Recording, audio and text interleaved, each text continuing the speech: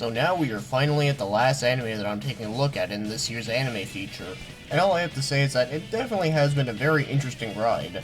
Well, I'm going to explain all that kind of stuff near the end, so we're going to be taking a look at Kill la Kill, which just happens to sound very French. Well anyways, let's take a look at the story. So the setting on this one is a school called Honoji Academy, and Tokyo Bay, which is an island, happens to surround that school. And all I have to say here is that this is quite possibly one of the most ghetto-looking cities I've ever seen. So everyone there is feared by the student council of all people, who is led by Satsuki, who happens to be the president of the student council. So a lot of the students there happen to wear something called Goku uniforms. And no, that does not mean that they're dressed up as Goku while going to school. So what makes these uniforms so special is that whoever wears them actually gains like superhuman abilities. And they all happen to be made out of a very rare material called life fibers. So one day there happens to be a transfer student named Ryoko, and she happens to wield a sword that is just shaped like scissors. So she ends up wanting to challenge all the members of the student council group because she thinks that one of them is responsible for her father's death. So just from that, you can pretty much tell that this is pretty much a typical revenge story, and yeah, it pretty much is. But of course I'm going to go a bit more into it than that. So after challenging one of the members, she ends up getting her ass kicked. But while she is lying down in the gutters, she ends up finding a school uniform there. But this does not look like an ordinary one, considering that it actually looks like it has a face. And the outfit itself actually has a voice. So she ends up wearing it, and apparently she can use the ability to transform. And her transformation just happens to look, well, very suggestive. But the outfit that she wears like this is just made up entirely out of life fibers. So now she is much more stronger than she was before. So not only is she equipped with a scissor blade that can already cut through Goku uniforms, but now she has a transformation suit that is just even more powerful. So now she has a better chance at fighting the student council. So once she gets back, she realizes that they're actually torturing someone, and that happened to be Mako, who actually helped her out at the beginning to find out where she's going. So Ryoko ends up making a big scene and ends up saving her. So after that, she ends up fighting the leader of the boxing club, and well, she kicks his ass. So after when the day is over, she ends up heading back with Mako, so she ends up living with her. So I think that sums up what you need to know. So pretty much she wants to take revenge on whoever killed her father, and everyone in the student council group is just merciless as ever. So just to run down a couple of those quickly, so you got Ira, who is a huge guy who happens to be a masochist, and then there's Uzu. Now he specializes within Kendo, but he also happens to use some technique where he can actually like see a whole bunch of movesets and whatever you do. So in other words, he's kind of like Pegasus with the Millennium Eye from Yu-Gi-Oh! Then you got Jakazuri. She's a very small girl who happens to specialize within the non-athletic clubs. And then you got Hoka, who is more of a strategist, and he also likes to do maintenance on the Goku uniforms. And lastly that I'll mention, and I already mentioned her already, and that happens to be Satsuki. Actually, I think it might be pronounced Satsuki, but I don't fucking know. But like I said, she's the student council president and she's ruthless as ever, but she mostly considers herself a rival of Ryoko. Because she also has a suit much like Ryoko's, where it's just made out of pure life fibers, but she only uses it for a backup. And of course there's the leader of the other clubs, but I'm not going to get into all of it there, but all you need to know is that they want Ryoko dead. So she ends up fighting a lot of people when she doesn't really care about these because all she wants to do is just try and figure out who killed her father. But one character who does happen to know some intel on this is Iroko, and he happens to be her homeroom teacher. And for some reason or another he likes to strip himself all the time because why not, I guess. So like I already said, it's a very basic plot where it's just a revenge story. But I will say one thing right now is that the show is actually pretty damn entertaining. Now the story may not be the most original idea ever, but I do find the whole idea with the uniforms is pretty creative, and the fact that everyone is out for Ryoko is actually pretty interesting. So most of the characters within the show are pretty over the top, but it's at least very fun and funny. So while it may not be the most mind-blowing story you'll ever see, it's at least pretty damn fun. So now let's move on to the animation, and all I have to say is that it actually does look pretty damn good. Now the art style that's used here is pretty crazy. In a way, how a lot of the things look may not be my most favorite looking thing ever, but it at least suits the show very well. But I don't think that's a bad thing at all, considering that it at least tries to look different. And I gotta give it some credits for that. Now one thing I should mention here is that yes, there's a lot of fan service in this one.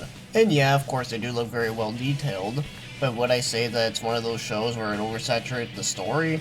I have to say, it kinda does, but you gotta remember, the story in this one is not trying to be overcomplicated or anything like that. It really is just pure mayhem, so meaning that it's over the top, crazy, and funny. So while I think that the show does have quite a lot of fan service in it, it's at least acceptable. Now usually I'm not really bothered by too much fan service unless of course the show is just boring as fuck, much like that one I'd taken a look at, what was it called, like Photo Cunt. So even if there is a lot of it, at least they do know how to make it funny. Because I do know quite a lot of people that didn't really like this show because of that, and you know, that's totally understandable. But it really isn't the end of all existence. So it's totally fine. And wait, what was I talking about, the animation? Oh yeah, well, it's actually pretty good. Now as for the show's music, well, the music is actually pretty good and usually suits the tone pretty well, and I don't really have much complaints about it. But there are definitely some pretty cool sounding ones. But as for the opening, I actually think it's a pretty cool sounding opening. And I do really like it, although I wouldn't consider it to be my most favorite opening ever, but it's at least pretty damn cool. Really don't have any complaints about it whatsoever. So for now, let's talk about the voice acting, and all I have to say here is that it's actually pretty damn awesome. Personally, I'd say it's one of the best things about this one. So you have Erica Mendez playing Ryoko, and I have to say she actually does a really good job as her. And then Satsuki is being played by Kira Kiranen, and she actually does an awesome job as well. Then again, she usually does a pretty awesome job, so seeing her as here is definitely great. And then Sengetsu, who happens to be Ryoko's outfit, is being played by David Vincent. I think he did a really good job here. Then again, I always liked a lot of the work that he's done. And then Mako is being played by Christine Cabanos, and she fits the role perfectly. She really does know how to act hyperactive. And it seems like lately, a lot of the roles that she's been playing I've always really enjoyed. Whether it goes from games or anime, whatever it is, she usually does a really good job from what I've noticed. And then Ikuro is being played by Matthew Mercer, and while he's definitely a big favorite of mine, and while he does do an awesome job here, he's actually very hilarious as him.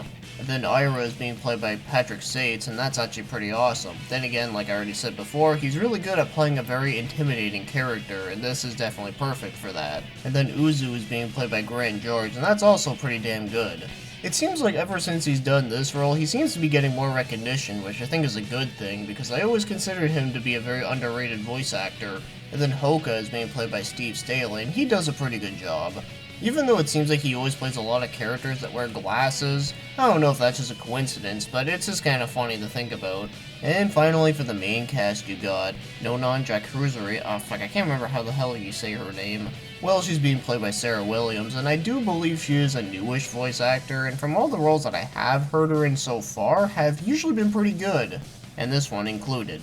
Now you do get some other really good cast here, like you got Michael Sorge, Erica Harlacher, Todd Haberkorn, Doug Stone, KG Tang, Laura Post, Stephanie Say, Benjamin Diskin, and Derek Prince, and there's a bunch of other good ones too, but I'm just gonna leave it at there because there's actually a lot of great stuff to be had. So when it comes to the voice acting, I really don't have much complaints whatsoever. I mean, it's just really over the top and really fun.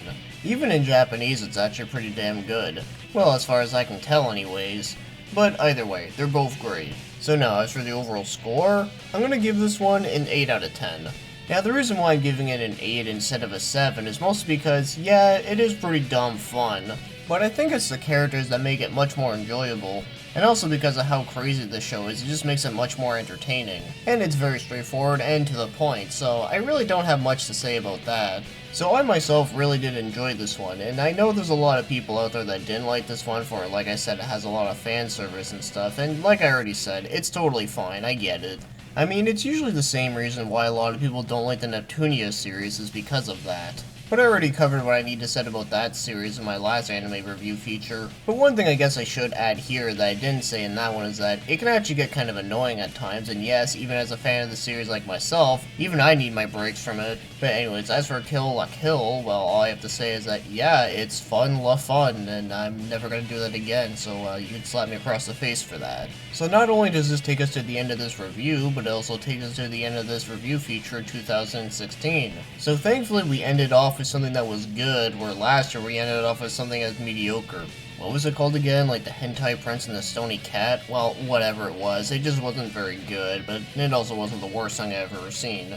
And what's really funny is I originally planned on having this one before last, and then having that Photo Cunt one, like the last one, but yeah, we'll just leave it at here because, well, let's just never ever talk about Photo Cunt ever again. And yes, I know that's not its actual name, but it should have been called that because that would have made a lot more sense. But as for this feature in general, I think I actually did a better job this year than last year, considering that I actually had more to talk about, and there were more animes here that I have not watched before. At least some of them I never actually watched before, but then there were some I actually did watch before, but not the whole thing, and one of them happened to be EVA, which I wouldn't be surprised if people are still bitching at me for that. But oh well, shit happens, life goes on.